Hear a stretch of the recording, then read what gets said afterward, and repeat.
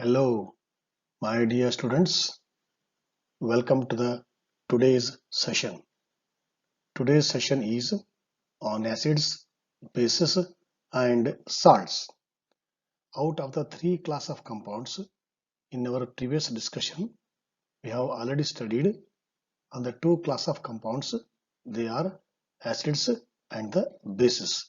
After knowing what are acids and what are bases, now today in this session we are going to learn about what are salts. So with cheerful mood and charming mood, let us once again welcome to the today's session on the third part of the chapter salt.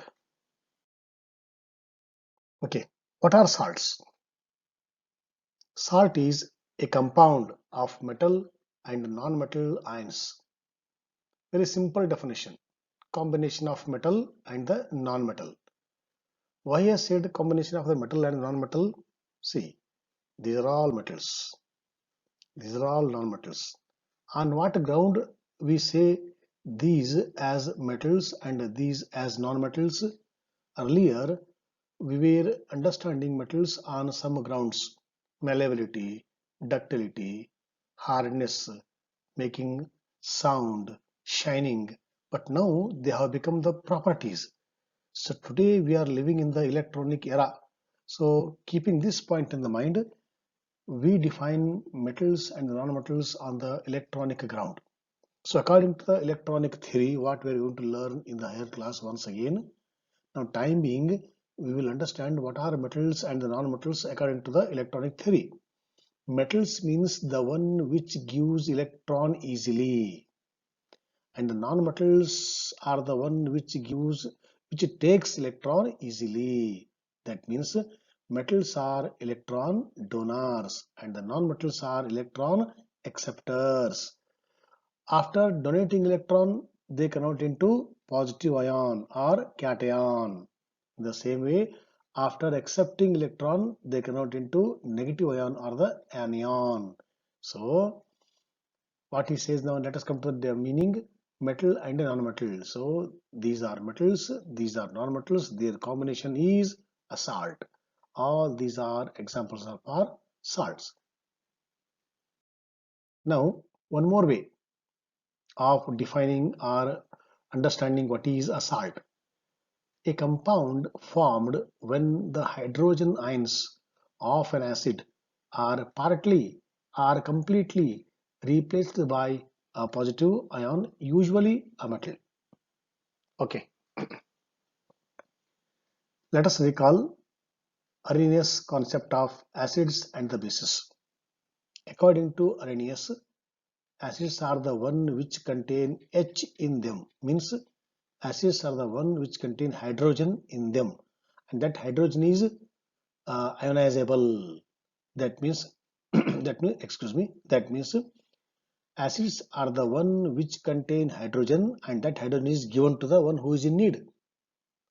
So acids are hydrogen donors. Okay, and bases are OH minus donors. This was the Arrhenius theory. So keeping that point in the mind, in all the formulae of acids we find H. Now replacing that H from the acid by the positive ion or a metal will give you salt. Not clear? Let us take an example. HCl is an acid which contains H and the Cl. Now replace H by any. Are you getting the point? HCl, in HCl replace H by Na. What will you get? NaCl. That is a salt. So replacing replacing hydrogen by positive ion or by metal becomes the salt. Let us take one more example. Sulfuric acid, H2SO4. H2SO4. Remove or replace both hydrogen by sodium or the potassium. What will get? Potassium sulfate or sodium sulfate. They are the salts. Carbonic acid is third example for acid, H2CO3. Now H2 you remove, add magnesium, add aluminium, add zinc. Accordingly we get zinc carbonate, aluminum carbonate, magnesium carbonate. All these are salts. So salts are what? What are salts? One more way of defining salts. Salts are obtained when you replace hydrogen, one or the all. How many are there? That depends upon the formula. So replacing the hydrogen from the acid by positive ion, that is the metal, they are the salts. Hence, a salt will contain positive metal ion and a negative non-metal ion. Okay. Now here he has given one more example, ammonium ion. Let us take once again the same example, HCl. Replacing H by NH4 gives ammonium chloride. Replacing H2 from the sulfuric acid by the ammonium becomes the ammonium sulfate. Replacing the H from HNO3 by the ammonium ion gives the ammonium nitrate. All these are also salts. So if you replace by metals, they are one class of salts. If you are replacing the hydrogen of an acid by the only ammonium, they become another class of compound. They are called as ammonium salts. Okay, so we have to replace hydrogen from the acid either by the metal positive ion or by ammonium ion. They are called salts. Examples are once again same: sodium chloride, zinc sulfate, and the copper sulfate. Now, what is salt? Theory part. Most common salt is common salt and its chemical name is sodium chloride. If you see the list of salts in the chemistry, it is very big. Among the many salts, the salt which is very friendly on the stomach, which gives a taste, which we are using in our everyday diet, that is sodium chloride. Sodium chloride not only gives the taste to our food, it is also a requirement for our body, because in higher class, especially in the medicals, we are going to learn in our body, especially in the heart, there is a pump known as a sodium potassium pump.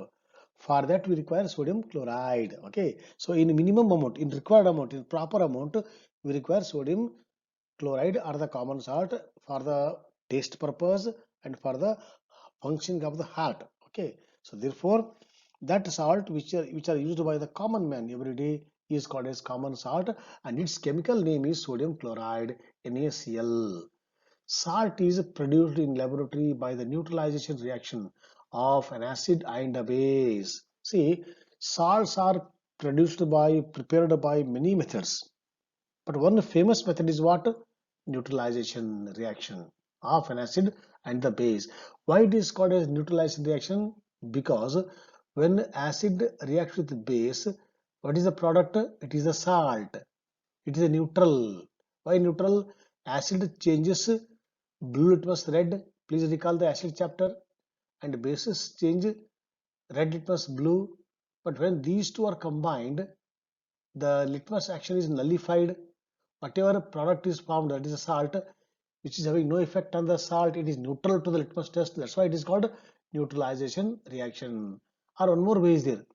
Acid contains H plus ion, base contains OH minus ion, their charges are nullified. So that means it is a neutral. That means according on the two grounds we say salt is a neutral compound. Because it is neutral, we call it as what? Neutralization reaction. That means salts are formed by the famous reaction known as a neutralization reaction between what? Between an acid and a base. Again, examples he has given many examples. Potassium sulfate. This is formed by the action of which KOH and the H2SO4, NaOH and the H2SO4. This is NaOH and the HNO3, and so on. Okay, so by changing the combination of acid and the base, we get the variety of salts. Once again, you want to convey that it contains two types of ions. One is the cation, one is the negative ion. Okay, example is NaCl. This is the plus ion, this is the minus ion, this is the cation, and this is the anion. Generally, a salt is neutral in nature, as a salt is formed by the combination of a cation and the anion. Okay, that's why, see, charge wise also neutral, and the litmus test wise also neutral. That's why salt is called as what? Neutral, and the reaction is called as a neutralization reaction. Now, some examples to clarify. When sodium hydroxide reacts with hydrochloric acid, water and the sodium chloride is formed. This we can represent chemically. NaOH plus HCl gives NaCl and the H2O. Acids are the proton donor, H donor. Bases are the OH minus donor. They donate OH minus, they donate H plus. These two will become water. Whatever is remaining is called salt. Here is the salt. Okay. In this reaction, sodium ion from sodium hydroxide and a chloride ion from hydrochloric acid form sodium chloride by combining together. Hydroxide ion from sodium hydroxide and hydrogen ion from hydrochloric acid are replaced and combined together to form water. In a similar manner, lots of salts are formed. Okay, you see, you can keep HCl constant but change the base NaOH, KOH, MgOH twice. Different salts are formed here. Or you can fix NaOH, change the hydrochloric, sulfuric, carbonic, nitric. Again, different salts are formed. So list is very big. So in our next class, what we are doing, we are going to solve a variety of salts and their formulae. And today we will wind up. So till now, what we understood, what are salts and how are they formed. In our next class, we learn list of salts and their nature. Okay, thank you my dear boys, and thank you very much once again.